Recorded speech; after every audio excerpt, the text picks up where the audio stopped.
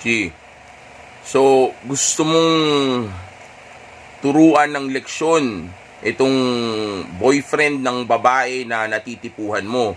And also at the same time, gusto mong kunin o agawin itong babae na ito dito sa lalaki na ito o sa boyfriend niya. Well, kung yan yung bagay na gusto mong gawin, then itong bagay na isi-share ko ngayon sa inyo ay may malaking maitutulong para sa iyo para makuha mo yung gusto mo sa babae, and also at the same time maagaw mo siya o makuha mo siya sa boyfriend niya. Okay? Actually, itong dalawang bagay na makukuha mo dito, hindi lang yan yung bagay na pwedeng mangyari dito. Kasi hindi lang basta pwede mong makuha yung babae dito, kundi pwede mo pa siyang magawa na magtagal sa iyo. Okay? Ma-obsess sa iyo, mabaliw sa iyo, ma-in love sa iyo, at kahit kailan ay hindi na papasok pa sa utak niya yung boyfriend niya na ito. Okay? Pero of course, para mangyari yan, ang uunahin muna nating itumba ay yung boyfriend niya. Ngayon, paano natin itutumba yan? Well, tandaan nyo ito. Okay? Lahat ng babae ay magloloko someday. Okay? Lahat ng mga girlfriend at mga misis ay magloloko someday dahil nga itong mga ito ay mga committed na sa mga boyfriend nila. Matter of fact, yung mga boyfriend at yung mga asawa nila ang nag-commit sa kanila. So, ibig sabihin, dyan pa lang sa relasyon nila, mayroon na kaagad problema. Mayroon na kaagad hindi tama sa relationship dynamics nila. Dahil sa oras nga na sumabmit ang lalaki sa babae o makipagrelasyon ang lalaki sa babae, sa moment na iyon, alam ng babae na ang ginagawa ng lalaki ay para sa kanya. Dahil nga, subconsciously o yung iba dyan talagang aware sila na kapag ka ang dalawang magkarelasyon ay nag-commit sa isa't isa, ang nananalo dun o ang may pabor dun ay yung babae dahil yung relasyon ay para talaga sa kanya. Okay? So sa moment na mangyari yun at sumuko o lumuhod o yumuko yung lalaki dito sa babae na to, o sabihin natin mag-commit yung lalaki, yung babae sa umpisa pa lang ay nababawasan na kaagad ng respeto. Tapos isama mo pa dyan yung batong-bato na sila sa karelasyon nila dahil nga validated na, wala na siyang chine-chase na validation, o sabihin natin dahil sobrang predictable na, tapos ang tagal na nila, o kaya sabihin natin sobrang beta male simp yung lalaki. Kaya ngayon mas lalo na siyang nawawala ng gana dahil nga ang mga nakikipagrelasyon na lalaki, mga nagkukumit sa babae, yung mga yan, mga beta male simp yan. Dahil alam nyo, ang isang tunay na alpha male, hindi niyan kailangan makipagrelasyon o magkumit sa babae o ibigay yung mga bagay na gusto ng babae para lang magustuhan o mahalin siya ng babae. Okay, hindi katulad ng beta male simp. Ang beta male simp, kaya nga siya naging simp, ay dahil gagawin niya lahat. Ultimo yung kalayaan niya, ibibigay niya sa babae na yan, mahalin at tanggapin lang siya ng babae. Okay, so kung makikipagrelasyon ka o magkukumit ka sa babae, again, gaya ng sabi ko kanina, ang bagsak mo o magiging tingin sa'yo ng babae ay isa kang beta male simp, which is actually true naman talaga. Okay, dahil kung talagang magaling ka sa babae o malakas ang loob mo o may abundance mindset ka o ability to be alone, hindi mo shoshyotain yung babae. Di ba? Hindi ka magkukumit sa kanya kasi nga again, makukuha mo naman yan without the commitment. So the fact na nagkukumit ka para lang tanggapin at mahalin o magustuhan kanya, then dun pa lang nagpapakita na kaagad ng ebidensya o katunayan na isa kang mahinang nilalang o isa kang mahinang lalaki. Dahil para gawin mo pa yon, para lang makuha mo yung isang bagay na kaya mo namang kunin nang hindi mo ginagawa yung commitment o hindi ka sumusuko o hindi mo ipinagpapalit yung kalayaan mo para dito sa babae na ito. At isa pa, pag ginawa mo ngayon, of course, mananatiling mataas ang pagtingin ng babae sa iyo kasi nga magpapatuloy siyang maghabol ng validation mo at makikita niya na isa kang tunay na high value na lalaki dahil hindi ka madaling makuha at hindi mo ipagpapalit yung kalayaan mo para lang sa ano niya. Okay? So again, ang isang lalaki na nagkukumit o yung nakikipagrelasyon, yung mga boyfriend at asawa na yan ay bumabagsak sa kategorya ng beta male simp. Kaya nga, kadalasan, yung mga yan ay makikita natin sa Raffy Tulfo in action dahil nga walang relationship o committed relationship na nagwo-work ng tama. Okay? Maaring magtagal sila. Maaring sabihin natin magkaroon din sila ng kahit paano matagal-tagal na relationship. Pero maniwala kayo sa akin, yung relationship na yan ay may nag-cheat na. Okay? Mayroon nang nagloloko. Is either yung lalaki o yung babae. Pero madalas, yung babae. Okay? Dahil nga ang babae ay emotional. Okay? So kung hindi na ganun ka-engage yung emotions niya, o batong-bato na siya, o ang baba na ng tingin niya sa lalaki niya, then of course, itong babae na ito, sa mga moment na iyan, hindi na talaga siya masaya. Gusto niya nang umalis. Okay? Maaring hindi niya pa sinasabi sa sarili niya yun, pero subconsciously, sumasagi na sa utak niya na kumbaga itong relationship na ito ay hindi para sa kanya o mali yung decisions niya. Okay?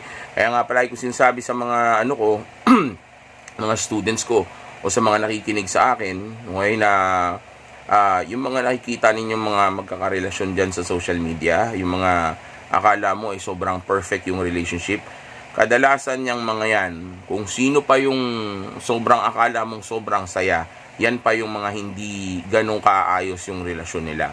Yan pa yung mga babae na sabihin nating malulungkot na o gusto nang kumawala sa mga boyfriend nila. Ngayon ang tanong ito, kung hindi pala sila masaya at hindi na gusto yung relasyon na mayroon sila dun sa lalaki na ito, then bakit parang pinapakita nila sa internet o sa social media na ganun sila kasaya o sobrang sabihin nating ayos ng relationship nila? Well, actually, ang sagot dyan ay ito. Okay? Tandaan nyo, ang babae, gusto nila na tinatanggap sila ng mga tao. Okay? Gusto nila na accepted sila ng society. Okay? So, kung alam ng mga tao na may boyfriend siya o may asawa siya, then of course, kung hindi siya tunay na masaya na dito at alam niyang may mali dito sa relationship na to, ayaw naman niyang ipakita sa madla na mali yung desisyon niya. O sabihin nating tanga siya pagdating sa pagpili ng lalaki o sabihin nating yung lalaki pala na kasama niya ngayon ay hindi niya tunay na gusto. Kumbaga magmumukha siyang mali sa desisyon niya. Ayaw naman niyang magmukha siyang ganun. Kaya ngayon ang pinapakita niya ay yung facade, ay yung fake na side ng relationship nila. Para nang sa gayon, ang isipin ng mga tao ay ang galing-galing niya, ang saya-saya naman niya, di ba? Yung kaingitin siya na ibang babae. O kaya sabihin natin lalo pang tumaas nga yung yung pagtingin sa kanila ng tao. Okay, kaya kadalasan, ginagawa ng babae yan.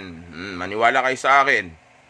Kung sino pa yung pala-post o sabihin nating palaging nagpapakita ng magaganda tungkol sa relationship nila, yung sobrang broadcast, okay?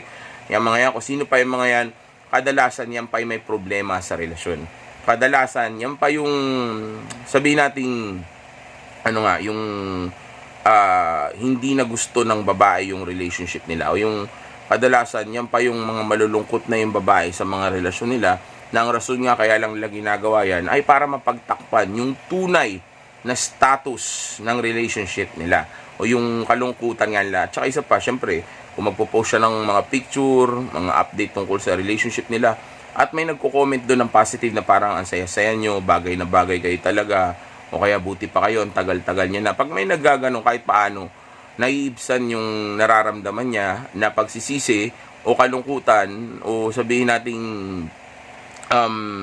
kawalan ng respeto dito sa sa relasyon na mayroon sila. Kasi siyempre, isipin mo, pag sinabi ng ibang tao na wow, bagay na bagay kayong dalawa, okay, wow, mukha kayong masaya, kahit paano, 'di ba, nadadala siya doon. So kahit paano na pagtatakpan nun yung tunay na nararamdaman niya. So kung mababa ni respeto niya sa lalaki niya at may nagsabi doon sa comment section na ang gwapo ni ngayon, o kaya nakakainggit kayo, 'di ba? So kahit paano, 'di ba?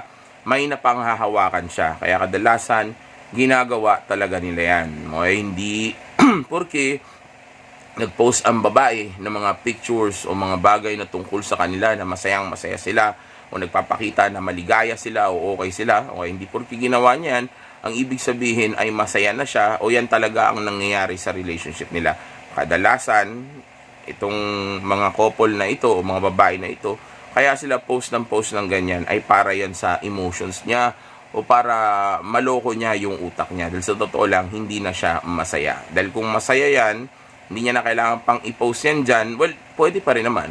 Pero kadalasan kasi pag masaya talaga ang babae, ni wala siyang oras para dyan. Ni wala siyang oras para malaman kung masaya ba kayo sa kanya. Okay, kasi nga masaya naman siya. Nakakalimutan na nga niya yung yung ibang mga tao sa paligid dahil sa sobrang tutok niya doon sa lalaki lang niya. Okay, pero kadalasan yung mga babae na ganyan, yung mga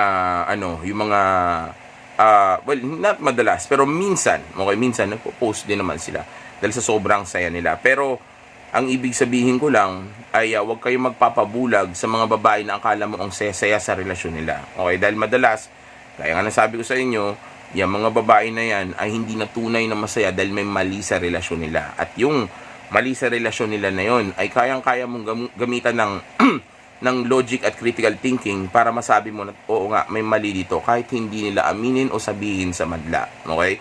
At yung mga bagay na iyan na pwede mong paggamitan ng lohika at ng critical thinking ay yung mga bagay na na-mention ko kanina. Okay? Yung pagiging boring ng babae, pagiging predictable ng lalaki, yung kawalan ng paghahabol niya sa validation, yung hindi pagiging engaged ng emotions niya, kababaan ng respeto, kababaan ng attraction at interest level. Okay, ang mga yan yung magiging factor, okay, na pwedeng mag-contribute na para magresulta ng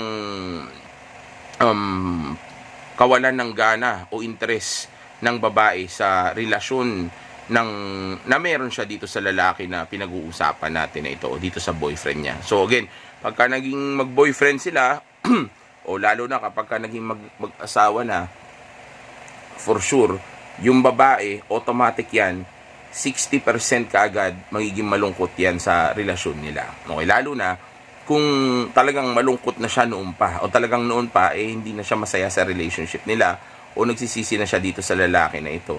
So, pag nag-asawa sila from boyfriend, then ang mangyayari niyan, yung babae, hindi lang basta 60% yan. Kasi noon pa may karga na siya. So, pwedeng pag nag-asawa sila, tanggapin pa rin ng babae yun kahit paano, kahit na nagda-doubt na yung babae. Kasi may mga babaeng ganyan Hindi naman talaga sila masaya, pero dahil kasal yun, kinakagat nila yung kasal. Kaya ngayon, pagkatapos ng kasal, marirealize nila talagang hindi nila gusto yun, makikipaghiwalay sa lalaki. Dahil nga, yung kasal hindi naman talaga yun yung kasal lang gusto nila makuha, pero ayaw nila doon sa lalaki na nagpakasal sa kanila. Okay, so yeah. Okay, so kadalasan ganyan yung isa pang senaryo na nangyayari. Okay, so anyway, alam niyo naman na yung mga bagay na iyan dahil palagi ko naman yan dinidiscuss dito sa mga video natin o dito sa channel natin. So hindi ko na kailangan pang himay-himayin ng todo yung tungkol sa kung bakit ang babae ay nawawalan ng gana o respeto sa mga boyfriend o mga asawa nila, kaya sila nag-cheat.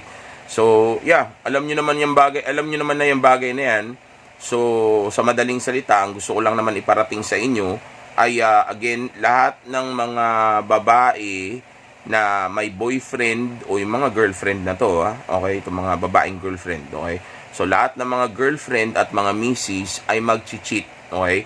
Hindi ko lang alam kung kailan, maaring hindi ganun kaaga, yung iba maaring maaga pa lang ginagawa na, o iba kalagitnaan ng relasyon nila, o kaya naman yung iba, katagalan sa kanila gagawin. So, hindi ko alam kung kailan, pero one thing is for sure, kapag ka ang babae ay binigyan mo ng relasyon o nag-submit ka sa kanya, meaning nag-commit ka sa kanya, since may power na siya sa iyo at validated na siya at board na yan sa relationship ninyo, o mababato pa yan lalo sa relationship ninyo, then yeah, dadating ang time na sabihin nga nating mawawalan siya ng respeto sa iyo at aabot sa punto na magkakaroon siya ng interest na una, humiwalay muna sa iyo o isipin yung sabihin nating buhay ng wala ka o hindi ka kasama o kaya magpantasya na sa iba. Okay, well actually yun ang pag-uusapan natin dito sa part ng video na ito, sa kung paano ba natin na una magagawa na ilang paso muna yung boyfriend niya, okay, tapos pangalawa, paano natin magagawa na maagaw mo o makuha mo itong babae na ito sa kanya. Okay? Kasi again, gaya ng sabi ko sa inyo kanina, lahat ng babae ay mag-cheat. Hindi man sa'yo mag-cheat yan, mag-cheat yan sa iba. Hindi mo mapipigilan yan dahil alam ko na delikado ito. Okay? Dahil ako nga hindi ko na masyadong ginagawa ito dahil nga napakarami ko ng option para sabihin nating tutukan o pag-aksayahan ko pa ng panahon yung mga babae na ganito na mayroong danger, okay, o merong risk na pwedeng mapahamak ako. Magandami naman babae, bakit ito pa, 'di ba? So kaya hindi ko na masyado pinagpapapansin itong mga ito. Pero kayo, kung gusto niyo gawin 'yan, again, itong mga babae na ito ay madali talaga makuha. Okay? Bibigay at bibigay talaga yan. Alam kong kumpiyansa yung mga boyfriend at mga asawa nila na hindi mangyayari yan. Pero maniwala kayo sa akin, mangyayari yan. Ang daming balita dyan, celebrity, social media, sa Raffy Tulfo in action, nangyayari ito palagi. Okay? Alam ko na iba sa inyo ay may delusyon o pantasya sa utak na totoo ang true love o hindi kaya mag-cheat ng babae sa inyo. Pero maniwala kayo sa akin, sa oras na syutain niya yan o asawahin niya yan, dyan na ang umpisa ng pag-decline ng emosyon ng babae para sa iyo. So kung hindi na ganun ka-engage yung nararamdaman ng babae sa iyo at may ibang lalaki na makikilala ito na magpapa-engage ng emotions niya, mabubuhay ulit yung emotions niya, then kung kanino niya nakukuha yung supply ng emosyon na yon o kung kanino niya nakukuha yung nararamdaman niya na yon, then dun siya magiging interesado. At yun yung gagawin natin ngayon, okay? Sa part na ito, okay, yun yung ituturo ko sa inyo. Okay, pero again, disclaimer muna tayo. Alam kong nasa kalagitnaan na tayo ng video, okay? Hindi ko ginawa ang video na ito para turuan ka na gawin ito. Okay? Ginawa ko lang ang video na ito para pagbigyan yung mga nagtatanong sa akin kung ano yung mga pwedeng gawin dito sa bagay na ito. Okay? Pero hindi ko kayo in-encourage na gawin nyo ito dahil nga ito ay delikado. Okay? Gusto ko doon kayo sa mga ligtas lang. Pero kung gusto nyo gawin, nasa sa inyo yan. Kasi kasabay nitong paggawa ko ng mga video na katulad nito, ay nagbibigay din ako ng awareness dun sa mga boyfriend at mga asawa na posibleng mangyari ito, na nangyayari talaga itong bagay na ito. Kasi alam nyo, pag gumawa ko ng video na kung paano mo iiwasan na maloko ka ng babae o anong ginagawa ng babae kapag ka nagloloko siya, o yung sabihin natin, yung ang tuturuan ko ay yung boyfriend at yung mister. Kapag gumawa ko ng ganun, makikinig sa akin yung mga yan. Okay? Ang gagawin lang yan, i-ignore nila yan. Magiging arrogante pa nga, magiging mayabang na hindi totoo yan. Mahal ako ng misis ko, mahal ako ng girlfriend ko, hindi gagawin sa akin yan. So since hindi naman sila makikinig dyan, pero actually hindi mo 100% na lahat sila hindi makikinig. May mga makikinig pa rin. Kaya nga ginagawa ko to para kahit paano ganito man yung atake ko dito sa ganitong klaseng topic, at least nalalaman nila kung ano yung nangyayari o pwedeng mangyari bago sila maloko, o para maiwasan na rin nila, di ba, yung pwedeng mangyari. Okay? But anyway, wala man akong pakialam sa mga unggoy na yan dahil di naman makikinig sa akin yan. Mayayabang yung mga yan dahil may girlfriend yan, di ba? May baby love yan, may mga asawa yan. So para sa kanila wala raw silang problema sa babae kasi may babae na sila. Yan ang ang typical na utak ng mga Pinoy o mga kalalakihan ngayon. Kapag may babae na sila, feeling nila wala na silang problema sa babae, wala na silang dapat i-improve. Not unless na dumating yung araw ng panghuhusga o sabihin natin paghusga o yung judgment day sa kanila. Yung dumating yung araw na hindi na masaya yung babae, nagkukupal na yung babae, o kaya gusto na makipaghiwalay ng babae, o hiwalayan siya ng babae, o lokohin siya ng babae, o bigyan siya nito ng anak na hindi sa kanya. Pag dumating na yung araw na yun, then, dun lang maiintindihan na may problema pala sila sa babae. Pero sa ngayon, walang pakialam yan sa akin. Kasi nga, ang pakiramdam nila, ang paniniwala nila, magaling sila. Hindi nila kailangan ng teaching, hindi nila kailangan ng, hindi nila kailangan ng, how do you call this, yung coaching, hindi nila kailangan ng tulong, advice. Kasi nga, para sa kanila, magaling sila dahil may babae sila. Okay? Ganyang katanga ang Pinoy. Ganyang katanga ang putang inang mga kalalakihan. Ang mga cooking ina. Cooking. Okay? Shout out YouTube. Ganyang katanga yung mga yan. Okay? Hindi nila,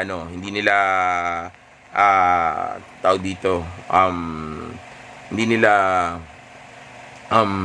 tawag dito, iniisip yung mga downside o sabihin nating mga danger na pwede mangyari kasi nga wala silang alam sa female nature at wala rin silang alam sa game. But anyway, so paano nga ba gawin itong bagay na ito na isi-share ko sa inyo ngayon, na sinasabi ko na sobrang effective, at sa sobrang effective ay napakadelikado. Kasi nga, sure ako na kapag ginawa ninyo ito sa babae na may boyfriend, yung babae ay malaki talaga ang tsansa, mga nasa 90 to 98%, okay, na ito ay makikipaghiwalay sa boyfriend niya, at malaki ang tsansa na ikaw ang piliin niya na kapalit nito. Okay? Well, hindi naman kapalit bilang boyfriend ka agad o yung may committed na relationship kayo agad.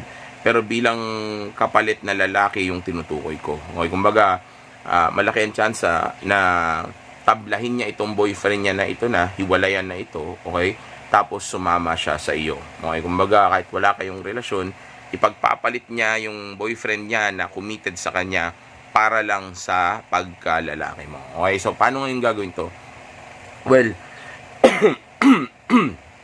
unang bagay na, tutuyuan na naman kasi lalamunan ko. Anyway, so, unang bagay na dapat mong gawin ay tanungin mo muna yung babae.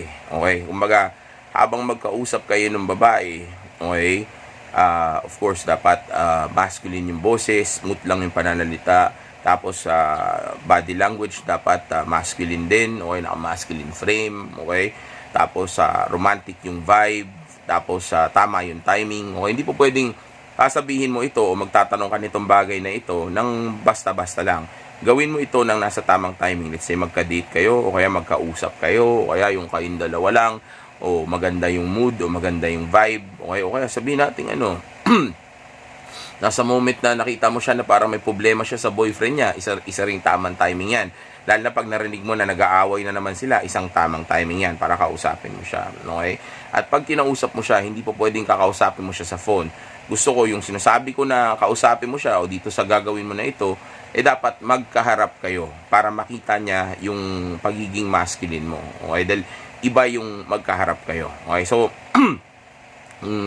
sabihin nating magkausap kayo ngayon o magkaharap kayo, okay? Tapos habang nagkukwentuhan kayo, sa tamang timing, okay, tanungin mo siya ng bagay na ito, okay? Sabihin mo sa kanya, itanong mo sa kanya na ano yung, ano yung 10 bagay na gusto mo sa isang lalaki, okay? Ano yung, well, simpleng tanong lang to. Actually, ilang beses nyo na rin siguro na itanong ito. O kung titingnan nyo, wala nga kasing masyadong dito. Hindi naman siya masyadong mahirap itanong o gawin o tandaan. Kasi nga, itong question na ito, itong tanong na ito, ay napakasimple lang. Okay? Tanungin mo lang siya kung ano yung 10 bagay na gusto o hinahanap niya sa isang lalaki. Okay? Hindi mo kailangan sabihin na kung ano yung gusto o hinahanap niya sa isang boyfriend o sa isang asawa. Okay, huwag mong gagawin yan. Kasi nga sa oras na yan ng itanong mo, then maaaring magkaroon siya ng imahe o idea na ang i-describe niya ay yung boyfriend niya. Kasi tandaan mo, may boyfriend siya. Okay? Ibig sabihin, since may boyfriend siya, malaki ang tsansa na maging bias siya o kampihan niya yung boyfriend niya dahil boyfriend niya yun. Okay? Ayaw niya magmukhang tanga siya sa decision niya. Gusto niya maipakita sa mga tao na loyal siya o mahal niya yung boyfriend niya kahit hindi. Pero alam niyo naman ang babae, magpapanggap yan. Okay? Ang i-describe niyan, malamang kung sino yung boyfriend niya para hindi mapaya yung boyfriend niya at para hindi masabi na nawala siya sa tamang lalaki. Okay? So para masabi na nasa tamang lalaki siya, ang mangyayari niyan, pag tinanong mo kung ano yung 10 bagay na gusto niya sa isang boyfriend, yung tungkol sa boyfriend niya ngayon ang di-describe niya. So, para hindi mangyari yon o kahit na i-describe niya pa yung boyfriend niya, still di pa rin sabihin natin, o kahit na i-describe niya pa yung boyfriend niya, dun sa, na yon sa tanong na kung anong klase ng lalaki, o ano yung 10 bagay. 11 minutes na pala tayo nagre-record. Anyway, kaya siguro medyo nagda-dry na naman yung throat ko. But anyway, tatapusin natin tong video na ito. Okay? So, yun nga. Kahit na ang isagot niya pa dun sa 10 bagay na gusto mo sa isang lalaki ay yung mga bagay na tungkol sa boyfriend niya, for sure may mga bagay kasi siya doon na isasagot, okay? Na hindi yun yung nagdi-describe sa boyfriend niya. Kasi nga ang tanong mo ay kung ano yung gusto niya sa lalaki, okay? Hindi kung ano yung hinahanap o gusto niya sa isang boyfriend o sa asawa, okay? So ibig sabihin, hindi siya magkakaroon nga ng idea na yung boyfriend na i-describe niya. At kung yung boyfriend pa rin niya ang i-describe niya, may mga bagay pa rin siyang sasabihin doon for sure na hindi ganun yung boyfriend niya. Like for example, sinabi niya na ang gusto ko sa isang lalaki ay yung kaya akong protektahan, o yung mapagkakatiwalaan ko, o yung lalaking lalaki, o yung may ambisyon sa buhay, o yung may gustong marating, o yung mature mag-isip, okay? So pag may na-mention siya mga ganun at alam mo na hindi ganun yung lalaki niya, then ang pwede mong gawin ay gamitin sa kanya yung mga sinabi niya. Okay? So, di ba, tinanong mo siya, so ano ba yung 10 bagay na, kaya, depende sa pagtatanong niya, kasi depende sa sitwasyon. Okay? Depende rin sa babaeng kausap mo at sa topic na pinag-uusapan ninyo. So, situational talaga. So, let's just say, kausap ko siya, di ba? Sinundot ko yun. Let's say, anyway, matanong na rin kita, ano ba yung 10 bagay na hinahanap mo sa isang lalaki o gusto mo sa isang lalaki? Okay, tanongin mo siya ng ganyan. Ngayon, pagka, yun nga, natanong mo na siya ng ganyan at sinagot niya ito, okay, hanapin mo yung mga bagay na hindi nagde-describe ng boyfriend niya. Tanda mo, siya mismo may sabi, yung 10 yun yung hinahanap niya. So ngayon, kung dun sa 10 na yon ay may mga bagay na wala sa boyfriend niya, yun ngayon yung gagamitin mo sa kanya dito sa part na ito. Okay, so sinabi niya na, 10 mga bagay na gusto ko sa isang lalaki. Well, ito yung ganyan. Sinabi niya, kaya siyang protektahan, yung masculine, yung mature mag-isip, at yung may ambisyon. Yan, sinabi niya ganun. Nandoon yun sa 10. Okay? Ngayon yung mga bagay na yun ang mentionin mo dito sa part na to. Yan, sinabi niya, ganito, 10, ganito, ito yung ganyan. Tapos bigla mong sabihin sa kanya na, yung pala yung mga gusto mo. O kaya pwede mo sabihin na ganito. Kasi depende sa sitwasyon Pero pwede mo rin gamitin yung sinabi kong expression kanina. Yung pala yung gusto mo. Bakit hindi ganyan yung boyfriend na pinili mo? Okay, ganon. So, yung pangalawa, actually, isa pang pwede mong gamitin, ay yung ganito naman. Kumbaga, ang reaction mo ay magiging parang, talaga, ganyan pala yung mga gusto mong, ganyan pala yung gusto mong lalaki. Bakit ganyan yung boyfriend mo? O bakit ganyang klaseng boyfriend yung pinili mo? Okay, so, ganun yung gagawin natin para iparealize sa kanya, okay, na mali yung decision niya. Okay, kumbaga, una, tanungin mo muna siya ng mga bagay na hinahanap o gusto niya sa isang lalaki. Tapos pangalawa, iparealize mo sa kanya, ang tanga mo naman, bakit yan yung pinili mo, hindi pala ganyang klaseng lalaki yung gusto mo. Okay?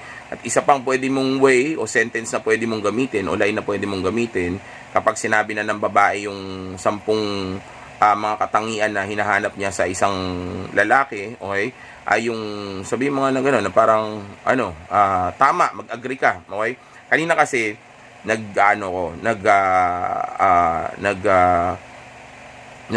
do you call this, parang dinidecline ko o against ako o hindi ako sang-ayon dun sa sinasabi niya na parang di ba? Ganyan palang klaseng lalaki yung gusto mo, pero bakit ganyan yung boyfriend mo? Di ba? Smooth lang na gano'n. Huwag kang maninira, Huwag mong wag mo ididiin yung boyfriend niya. Simple lang, smooth lang. Gano'n, sinabi niya. Ang 10 katangian na gusto ko na hinahanap ko sa isang lalaki, well, ano yan? Nya. Tapos biglang sasagot ka, pero bakit ganyan yung boyfriend mo? Parang ang layo naman sa description mo. Okay, pwede mong ganunin. O kaya pwede kang mag-agree, yung na-mention ko nga kanina. Okay? Actually, kasi medyo binamadali ko yung video dahil nakikita ko naglo-lowbat yung phone natin. But anyway, just in case makat tayo, ayusin ko na lang naman yan. Anyway, so yun nga. So sinagot niya, di ba? Na yun yung 10 bagay na gusto niya sa isang lalaki. Okay? So yung una, kinokontra ko siya. Pangalawa, okay, na strategy ay pwedeng mag-agree ka. Sabi mo sa kanya, tama yan. dapat talaga ganyan yung uri ng lalaki na hinahanap ng isang babae. Okay? Hindi yung mga lalaki na nakabaligtaran yan. Kaya nga nagtataka ako sa'yo kung bakit yung boyfriend na pinili mo ay yung katulad niyan. Kasi hindi siya nagmamatch dun sa mga sinabi mo sa akin kanina. Ang layo naman. Okay, ganunin mo. Okay, pero paano lang, smooth lang, pasimple lang, wag yung talagang tinitira mo yung boyfriend niya, yung sisirain mo na halos na parang, di naman ganyan yung boyfriend mo, duwag eh, wala namang kwenta yan eh, ganun. Wag mong gaganunin, okay? Simple lang, sabihin mo lang na parang, tama yan, dapat lang talaga ganyan yung klase ng lalaki na pinipili ng isang babae. Kasi ganyan ang tunay na lalaki, okay? Ganyan ang tunay na lalaki. Hindi katulad nung boyfriend na pinili mo. Ang layo naman ng description nung sinabi mo sa akin kanina diyan sa kung sino yung boyfriend mo na yan o kung sino yung asawa mo na yan. Okay, nakuha niyo idea? Basta ganun lang yung way. Okay, mahirap kasing basta magbigay ng example. Unang-una wala akong script, tapos wala akong kausap ngayon. Pero kung may kausap ako ngayon, magagawa kong itama yung frequency o yung energy ng itinuturo ko sa inyo ngayon. Okay? Kasi nag-iisip pa ako paano ko siya i-deliver o paano ko sasabihin sa inyo ngayon habang kausap ko kayo dahil nga wala akong kausap. Mahirap yun. Phone lang yung kaharap ko. Parang uma-acting tuloy ako pagka nagaganon ako. Hindi siya natural dahil wala ako talagang kausap sa mga oras na ito. Okay? So again, una, pwede ka mag-disagree. Okay? Sabihin mo sa kanya, bakit ganyan? Yan naman pala yung hinahanap mo sa isang tunay na lalaki. So, bakit ganyang klaseng boyfriend yung pinili mo? Di ba? So, mangyayari ngayon, parang feeling niya, ang tanga niya, na ganong klaseng lalaki yung pinili niya, okay? Isipin nyo, na to hindi na to ganong ka-attracted, mababa na interest niya sa boyfriend niya, mababa na yung yung respect niya, tapos ididiin mo palalo, 'di ba? Makikita niya pa ngayon na mali yata ako ng lalaking pinili, bakit ganitong klaseng lalaki yung pinili ko, 'di ba? Okay, pwede kang mag-agree sa sinabi niya kanina, 'di ba? Na sinabi niya, ganitong lalaki yung gusto ko. Tama ka. O kaya, tama 'yan. Dapat lang talaga ganyang klaseng lalaki ang piliin mo. Actually, dapat lahat ng babae ganyang klaseng lalaki ang pinipili nila. Kaya nga ako, tinamo ko, lahat ng mga babae ko masasaya. Actually, ito na yung part 3. Okay, ito na yung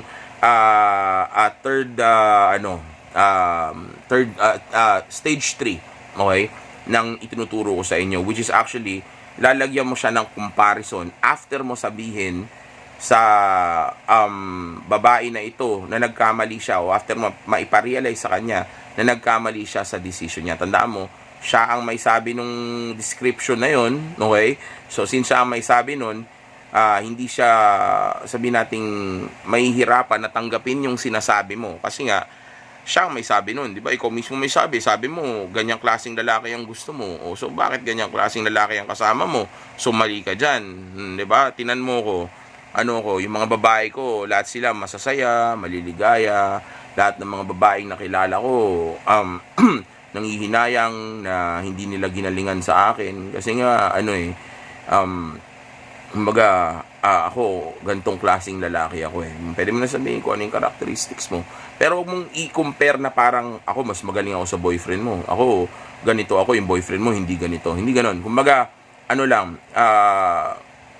kung ano yung sasabihin niya, yun yung gagamitin mo sa kanya. So oras na sabihin niya na ganong klaseng lalaki ang hinahanap niya, tapos na iparealize mo na sa kanya na mali siya sa pinili niya, pwede mong na ngayon isingit yung sayo naman. Okay, sabihin mo na kaya nga ako, tinamo ko, inaayos ko talaga yung sarili ko. Ang focus ko is yung grinding purpose ko, yung ambition ko sa buhay, yung maabot ko yung tunay kong potential, yung maging mayaman ako at maging tunay na lalaki ako dahil of course, alam ko kung ano yung mga bagay na dapat na hinahanap ng isang babae sa isang lalaki.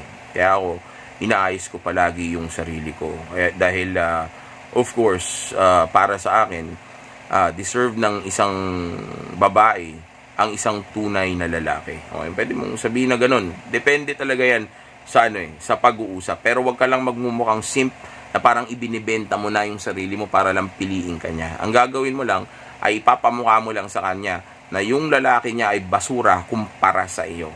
Okay? Kumbaga, ikaw may sabi, di ba? Gantong klaseng lalaki gusto mo. Tapos ngayon, yung dinescribe mo na lalaki, hindi katulad ng boyfriend mo. Pero yung description mo na yun, actually, nagfi-fit yun sa akin. Okay, nagdi-describe yun sa akin. Okay, ako yun eh. Okay, ganun yung dating nun. Okay, so, parang ang dating yan, bakit ganyan? Hindi naman ganyan yung boyfriend mo.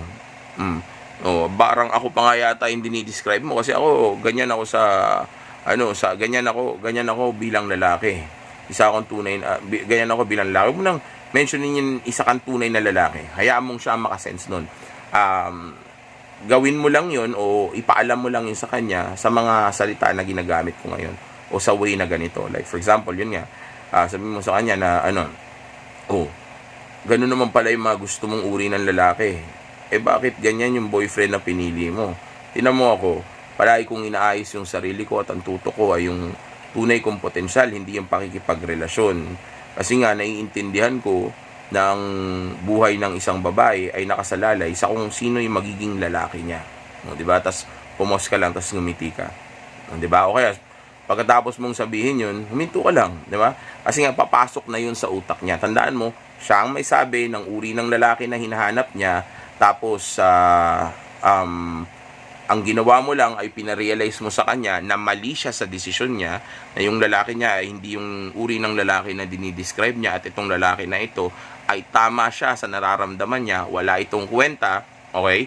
At matter of fact, maraming lalaki dyan na mas mabuti pang option kaysa sa kanya at yung isa dun sa mga option na yun ay nasa harapan mo ngayon, okay? Ikaw yun, okay? Pero of course, hindi lang dito nagtatapos yan. Okay? Kung gusto mo talagang ma-inlove, ma-obsess, o makuha mo yung mga bagay na gusto mo dito sa babae na ito, may mga bagay ka pang dapat matutunan. Pero isa ito sa pwedeng makatulong sa iyo para matikman mo o may mangyari sa inyo o makip mo itong babae na ito o maagaw mo itong babae na ito sa boyfriend o sa asawa niya. Okay? So, tanungin mo lang siya, ano yung 10 bagay ba na gusto mo sa isang lalaki? Diba? O ano ba yung 10 bagay na na hinahanap mo sa isang lalaki. Ngayon, pag sinagot niyo yun, ito yung 10 bagay na yun, ay mo sa kanya, kaya pwede ka mag-agree. Okay, wag palagi yung, ba't ganyan yung, pinili, bakit ganyan yung boyfriend na kasama mo ngayon? Parang ang layo naman sa description mo. Kaya tingnan mo ako, inaayos ko palagi yung buhay ko, inuuna ko lagi yung pag-improve ng sarili ko. Ang focus ko ay hindi relasyon o yung babae, kundi yung mga ambisyon ko sa buhay. Dahil naiintindihan ko na ang buhay ng isang babae ay nakasalalay sa lalaki na makakarelasyon o makakasama niya. Dahil of course, yun yung magiging leader niya. Diba? Kaya nga ako pinipilit ko na ayusin talaga yung mga bagay tungkol sa buhay ko. Tapos ngitian mo lang siya. Okay? As okay, pwede mo sabihin sa kanya rin na pagkatapos mong sabihin niya na kaya pumili ka ng kaya ako din naman inaayos ko yung buhay ko, kaya dapat pumili ka ng tunay na lalaki para sa iyo. Okay, dahil maraming mga lalaki diyan na sa totoo lang immature pa rin at walang ambisyon o sabihin nating walang pangarap sa buhay na walang pangarap na umayos o umasenso yung mga buhay nila. Okay? Huwag mong direktahin yung boyfriend, instead iparealize mo lang sa kanya na yung boyfriend o asawa na kasama niya ngayon ay hindi yun yung lalaki na tama para sa kanya. Matter of fact, marami dyan na tama para sa iyo. At yung isa doon ay nasa harapan mo. Okay? So, ganun lang. Okay? So, ay parealize mo yun sa kanya. Dahil wala siyang kawala doon. Siya mismo may sabi nun. Siya nag-describe nun di ba? Tapos yung description niya hindi nag-fit sa boyfriend na kasama niya ngayon. Ano yun? Niloloko niya yung sarili niya, di ba? So, pag na-realize niya ngayon na may mali sa desisyon niya, at mali yung lalaki na kasama niya, magda-doubt na ngayon siya sa sarili niya, tapos kahit paano, magtitiwala na siya sa'yo. Dahil nga ikaw, tama yung sinasabi mo. Isipin mo, napatunayan mo sa kanya na mali siya, hindi, mas magtitiwala siya ngayon sa'yo. So, ano yung mga sabihin mo, mas magiging bukas na yung utak niya. Okay, so ano yung kukunin mo sa kanya, o gusto mong mangyari sa inyo, posible na yan. At para mangyari yan, panoorin niyo ibang mga video ko, yun yung mag-guide sa inyo para magtuloy-tuloy yung bagay na gusto mo mangyari. But again, delikado ito, okay? May risk dito. Alam niyo mga beta male yung mga yan, di ba? So emotional yan. Gagawa talaga ng mga bagay na hindi maganda yan o pwedeng ikapahamak nila nang dahil lang sa emosyon o nararamdaman nila. Kaya mag-ingat kayo. Hindi ko kayo tinuturuan nito para gawin nyo. Minsan pinag-uusapan lang natin to para magka-idea lang kayo. Okay? Pero kung gagawin nyo pa rin, again, nasa sa inyo na yan. Ako sumagot lang ng tanong, nagturo lang naman. Okay? Matter of fact, inano ko pa nga kayo. Binabawalan ko pa nga kayo o sabihin natin pinagsasabihan ko pa nga kayo dito sa bagay na ito. Pero gusto nyo pa rin gawin, it's up to you. Dahil maniwala kayo sa akin, ang isa sa pinakamadaling makuha ang babae ay yung mga babae na may syota o may asawa na. Yan yung mga madaling bumigay kasi nga malungkot o sabihin natin nagsisisi na yan. May remorse na yan eh. May buyer's remorse na yan sa mga mga boyfriend o asawa nila na yan. Okay, hindi katulad ng mga single. Yung mga yung kahit paano, hindi pa sila yung nai-stress o sobrang frustrated o hindi pa ganoon yung pakiramdam nila sa sitwasyon na yun. Hindi katulad ng mga may boyfriend o yung mga may asawa na yan, yung mga yan, nai-stress na yan o depressed na iba dyan, hindi talaga masaya na iba dyan. Okay? Kasi nga, may nagko-contribute sa lungkot nila at ito ay yung mga lalaki nga nakarelasyon nila. Okay? Yung tulad ng single, yung single, malungkot lang siya kasi mag-isa siya. Okay? Pero hindi siya malungkot kasi may boyfriend siya na walang kwenta. Okay? Mas malungkot yung may boyfriend ka nga, pero hindi mo naman ganun kagusto, kumpara dun sa, mag-isa ka nga, pero at least wala naman nagko-contribute na iba, para mas lalo ka pang lumungkot. Okay? So, mas madaling makuha yung ganyang klase mga babae. Actually, ilang beses ko naman nang in-explain sa inyo yan. Ilang beses ko na rin tinuruan kayo tungkol sa bagay na yan. Marami na akong video tungkol dyan. Hindi ko na i-discuss ulit yan dito dahil haba pa yung video natin. Okay? Pero kung may mga katanungan kayo at gusto niyo malaman, i-comment nyo na lang dyan sa may comment section. Okay? Sa ngayon, hanggang dito na lang muna yung video natin. Kung may mga katanungan kayo at gusto ninyong idagdag dito sa video na ito, i-comment nyo lang yan dyan. Okay? Para nang sa gayon, next time, ayan naman yung magawa natin ng video. Okay? Pero sa ngayon, hanggang dito na lang muna tayo. Okay? Next time, gagawa ulit tayo ng video tungkol sa mga ibang mga topic. Basta tulungan nyo lang ako dahil di ko na alam kung anong mga gusto nyo pang malaman sa ngayon. 5 taon ko na itong ginagawa. Okay? So, karamihan dyan sa mga nagawa ko, of course, sa tagal na yun, halos hindi ko na malaman kung ano pa yung mga topic na dapat na mapag-usapan natin dito sa mga video natin. Pero of course, marami pa rin ako naisip. Pero yun nga lang, if you guys could, at least help me with the topics or papalo nyo sa akin kung ano yung mga gusto nyo malaman, mas magiging accurate o magiging maganda yung mapag-uusapan nating video dahil yun yung mga video o topic na mismong galing sa inyo. Okay? So, hanggang dito lang muna tayo. Again, pinag-uusapan lang natin itong mga to para at least hindi kayo magkaroon ng problema sa babae. Okay? Pero ang number 1 priority pa rin natin o ang gusto kong tutukan nyo pa rin ay yung grind and purpose ninyo, yung self-improvement ninyo, at yung pag-abot ninyo sa tunay nyong potensyal. Okay? So, again, Safe X is the best X. Enjoy! Stay Alpha!